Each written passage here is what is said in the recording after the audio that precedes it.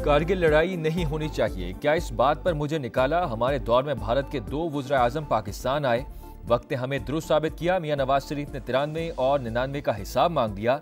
मुल्क को इस हाल तक पहुंचाने वालों का एहतसाब का मुतालबा भी कर दिया। साबिक वज़ीर आज़म ने कहा कि एक अनाड़ी के हाथ में मुल्क को क्यों दिया?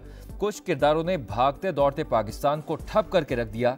सीपैक को भी सबूताज करने की कोशिश की गई।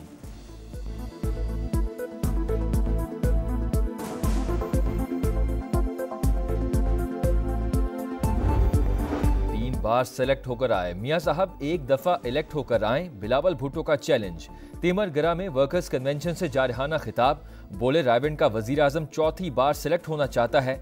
जो उन्हें हुकूमत दिलवाएंगे ये उनसे लड़ेंगे, पंगा लेंगे और नुकसान पाकिस्तान का होगा। इस बार भी नवाज शरीफ को इख्तियार दिया गया तो हम मुकाबला करेंगे।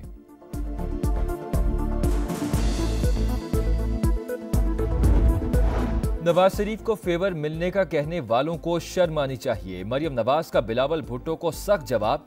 कहा लेवल प्लेइंग फील्ड की बातें करने वाले सुन लें। नवाज शरीफ ने 11 साल जिला वतनी काटी। लीगी रहनुमा ने कहा कि जेल में बैठा शख्स अपने एमाल की सजा भुगत रहा है। 190 मिलियन पाउंड पाकिस्तान नहीं बल्कि उस शख्स की जेब में गए। इस्तेकामी पाकिस्तान पार्टी की अहम बैठक। नून लीग से सीट एडजस्टमेंट पर मुशावरत। कौमी और सूबाई असम्बली के हलकों में टिकटों की तकसीम पर भी गौर। पार्टी रहनुमाओं ने तजावीज़ दी। जहांगीर तरीन की भरपूर तैयारी के साथ मैदान में उतरने की हिदायत।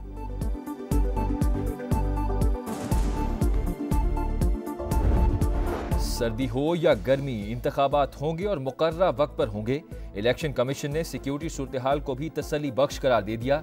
ईसीबी हुकाम के मुताबिक इंतखाबात मुलतवी कराने की दरख्वास्तों में ठोस वजूहात पेश नहीं की गईं।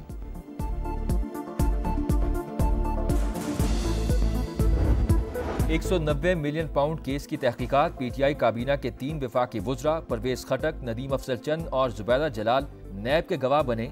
आजम खान भी रेफरेंस में वादा माफ नहीं, सिर्फ बतौर गवाह शामिल। दफ्तर खारजा से मौसूल रिकॉर्ड के मुताबिक शहजाद अकबर ने साबिक वज़ीर आज़म की मर्जी से मुआहिदा किया था। हमास के मुजाहिदीन की जुल्म के खिलाफ बेमिसाल मुज़ाहमत। अब तक इसराइल के 421 फौजियों को हलाक और 5000 से ज़ायद को जख्मी कर दिया। 2000 माजूर और 350 जहनी तवाजुन खो चुके। 300 टैंक, बख्तरबंद गाड़ियां और बुलडोजर तबाह कर दिए।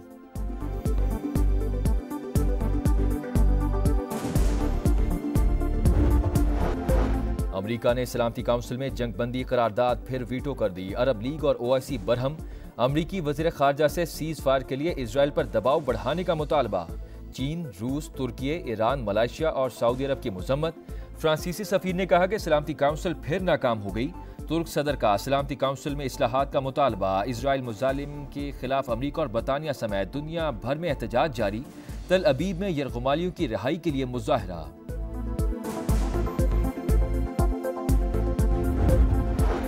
मकबूजा कश्मीर के अवाम तमाम इंसानी हकूक से महरूम हैं। उन्हें अपनी सरजमीन से बेदखल किया जा रहा है।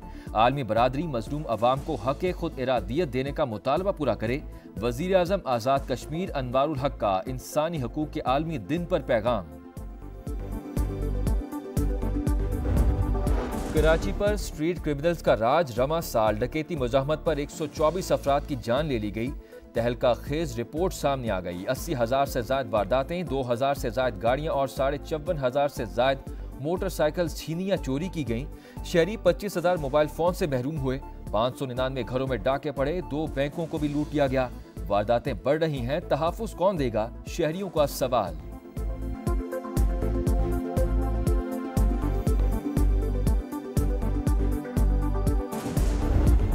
कराची वाले खुद हथियार उठाने लगे। फेडरल बी एरिया में शहरी की फायरिंग से डकैत मारा गया, साथी फरार। पुलिस के मुताबिक शोरूम मालिक ने 2 गोलियां चलाई जिससे एक डाकू मारा गया।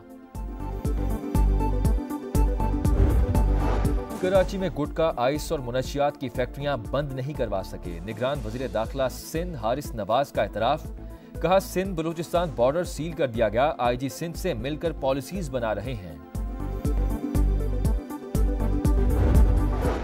और मौसम ठंडा ठार, वीकेंड बनेगा यादगार। मरी में सयाहों का रश लग गया। रावलपिंडी में खाबों का दौर चल पड़ा। जायकों के शदाई, टिक्के, कबाब और सज्जी खाने आ गए। कराची में मशहूर पेशावरी यखनी पीने वालों का हुजूम।